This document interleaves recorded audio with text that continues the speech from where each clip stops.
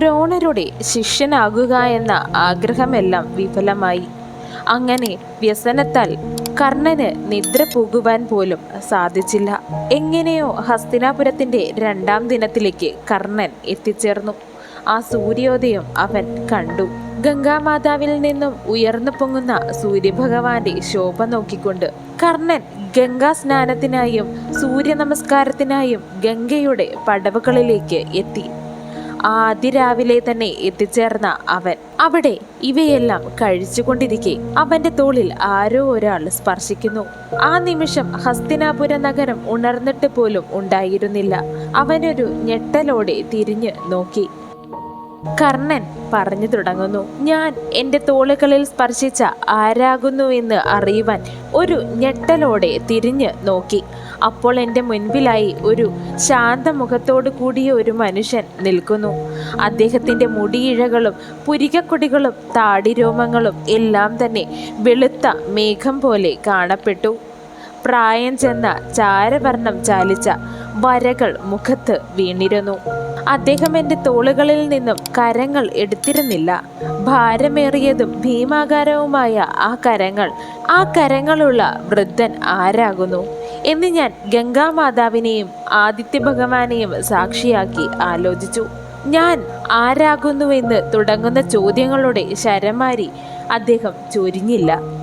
ആ മൗനത്തെ ഭേദിച്ചുകൊണ്ട് ആ വൃദ്ധൻ എന്നെ അങ്ങേയറ്റം സ്നേഹത്തോടു കൂടിയും വാത്സല്യത്തോടു കൂടിയും ചേർത്ത് നിർത്തിക്കൊണ്ട് ആരാഞ്ഞു. നീ ആരാകുന്നു പുത്ര എന്ന്. അദ്ദേഹത്തിന്റെ ചോദ്യത്തിന് മറുപടിയായി ഞാൻ പറഞ്ഞു, ഞാൻ കർണൻ, അധിരഥ സാരഥിയുടെ മകൻ ആകുന്നു. അധിരഥന്റെ പുത്രനാകുന്നുവോ നീ എന്ന് ആശ്ചര്യത്തോടെ അദ്ദേഹം എന്നോട് ചോദിച്ചു. നിനക്ക് നാം ആരാകുന്നുവെന്ന് മനസ്സിലായോ എന്ന് വളരെ സ്നേഹത്തോടെ അദ്ദേഹം എന്നോട് ചോദിച്ചു. ഞാൻ മൗനിയായി തന്നെ നിന്നു. അദ്ദേഹത്തെ എനിക്ക് അറിയുക ഉണ്ടായിരുന്നില്ലല്ലോ. അതുകൊണ്ട് തന്നെ അദ്ദേഹം തുടർന്നു. ഞാൻ ശന്തനു പുത്രൻ ഗാംഗേയ ദേവവൃതൻ എന്ന ഭീഷ്മർ ആകുന്നു. കൗരവന്മാരുടെ പിതാമഹൻ എന്ന് അദ്ദേഹം എന്നോട് പറഞ്ഞു. അത് കേട്ടതും ഞാൻ ഒരു നിമിഷം സ്തംഭിച്ച് നിന്നുപോയി. കുരുകുലത്തിൻ്റെ താഴികക്കുടം, അതിൻ്റെ പതാക, എൻ്റെ ഗംഗാമാതാവിൻ്റെ പുത്രൻ, കൗരവരുടെ യഥാർത്ഥ നായകൻ എൻ്റെ മുൻപിൽ എന്നെ സ്പർശിച്ചുകൊണ്ട് ഗംഗയുടെ തീരത്ത് ആദിത്യ ഭഗവാനെ സാക്ഷിയാക്കി നിൽക്കുന്നു. ഞാനൊരു കൂറ്റൻ ആൽവൃക്ഷത്തിൻ്റെ ചുവട്ടിൽ നിൽക്കുന്ന ഒരു ചെറിയ പുൽക്കൊടി പോലെ തോന്നി. പുൽക്കൊടി പോലെ തന്നെ മതിമറന്ന് നിന്നുപോയി ആ നിമിഷം. പിന്നെ ഒരു ഉറക്കത്തിൽ നിന്നും ഉണർന്നതുപോലെ ഞാൻ ക്ഷണനേരം കൊണ്ട് കൗരവരുടെയും പാണ്ഡവരുടെയും പിതാമഹന്റെ ഭീഷ്മരുടെ കാൽക്കലേക്ക് വീണുകൊണ്ട് പ്രണാമം അർപ്പിക്കുവാൻ തുടങ്ങവേ അദ്ദേഹം എന്നെ അതിനു മുൻപേ തന്നെ സ്നേഹപൂർവ്വം പിടിച്ച് എഴുന്നേൽപ്പിച്ചുകൊണ്ട് ഇപ്രകാരം അരുളി, പുത്ര, നീ നിന്റെ സ്നാനാദി കർമ്മങ്ങൾ നടത്തുന്ന വേള ഞാനാകുന്നു തടസ്സമായി വന്നത്. അത് നീ തുടർന്നാലും ഞാൻ ഇത്രയേറെ വർഷമായി ഈ മുഹൂർത്തത്തിൽ സ്നാനാദി കർമ്മങ്ങളും നമസ്കാരങ്ങളും അർപ്പിക്കുന്നതിനായി ഈ പടവിൽ വരുന്നു. ഹസ്തിനാപുരത്തിലെ ഒരു മനുഷ്യാത്മാക്കളും ഈ സമയത്ത് ഇവിടെ ഇങ്ങനെ ഒരു കർമ്മം നിറവേറ്റുവാനായി ഈ തീരത്ത് വന്നിരിക്കുന്നതായി ഞാൻ ഇന്നേ വരെ കണ്ടിട്ടില്ല പുത്ര. അദ്ദേഹത്തിൻ്റെ വാക്കുകൾക്ക് മറുപടി എന്ത് പറയണമെന്നറിയാതെ ഞാൻ എല്ലാം കേട്ടുകൊണ്ട് തന്നെ നിന്നു. അല്പസമയത്തെ സംസാരത്തിന് ശേഷം അദ്ദേഹം എന്നെ ഒന്ന് സൂക്ഷ്മമായി നോക്കി. എൻ്റെ കർണങ്ങളിലേക്കാകുന്നു ആ നോട്ടമെന്ന് എനിക്ക് മനസ്സിലായി. ഈ കർണാഭരണം നിന്റെ പിറവിയിൽ തന്നെ ഉള്ളതാകുന്നു അല്ലേ എന്ന് പുഞ്ചിരിച്ചു കൊണ്ട് ചോദിച്ചതിന് ശേഷം അദ്ദേഹം ഗംഗയുടെ പടവുകളിലേക്ക് ഇറങ്ങി. ആ ഗംഗാമാതാവിൻ്റെ കരങ്ങളിലേക്ക് ഊഴ്ന്ന് ഇറങ്ങി. ഭീഷ്മ പിതാമഹൻ, അദ്ദേഹം കുരുകുലത്തിൻ്റെ മുടിച്ചൂട മന്നൻ ആകുന്നു. അല്ല, അതിനേക്കാൾ അപ്പുറം എന്താണോ അതാകുന്നു. അദ്ദേഹം എല്ലാവരോടും സ്നേഹമുള്ളവനും വാത്സല്യമുള്ളവനും താഴ്മയോടെ സംസാരിക്കുന്നവനും ആകുന്നു. അങ്ങനെ ആ സംഭാഷണം എൻ്റെ ജീവിതത്തിൽ മിന്നിമറഞ്ഞു. ശേഷം തിരികെ ശയനഗ്രഹത്തിലേക്ക് ചെന്ന പിതാവ് എന്നോട് യോദ്ധാക്കൾ, പടയാളികൾ എന്നിവർക്ക് പരിശീലനം നടത്തുന്ന യോദ്ധക്കളം ഇവിടെ ഉണ്ടാകുന്നു. നിന്നെ ഞാൻ അവിടേക്ക് കൊണ്ടുപോകാം, അവിടെ കാട്ടിത്തരാം. അങ്ങനെ ഓരോ യോദ്ധാക്കളുടെ പ്രയോഗങ്ങൾ കണ്ടുകൊണ്ട് നിനക്ക് ഓരോ മുറകൾ അഭ്യസിക്കുന്നത് ആകാം. അതിനാൽ തന്നെ നീ വേഗം തയ്യാറായിക്കൊള്ളുക കർണ. എൻ്റെ പിതാവ് എന്നോടിങ്ങനെ പറഞ്ഞു. പിതാവ് പറഞ്ഞത് ശ്രവിച്ചുകൊണ്ട് ഞാൻ അതിവേഗം തന്നെ തയ്യാറായി. അമ്മ തന്നയച്ച വെള്ളി പെട്ടിയെ കണ്ടുകൊണ്ട് അമ്മയെ പ്രതിനിധീകരിച്ച് താഴ്ന്ന് നമസ്കരിച്ചു.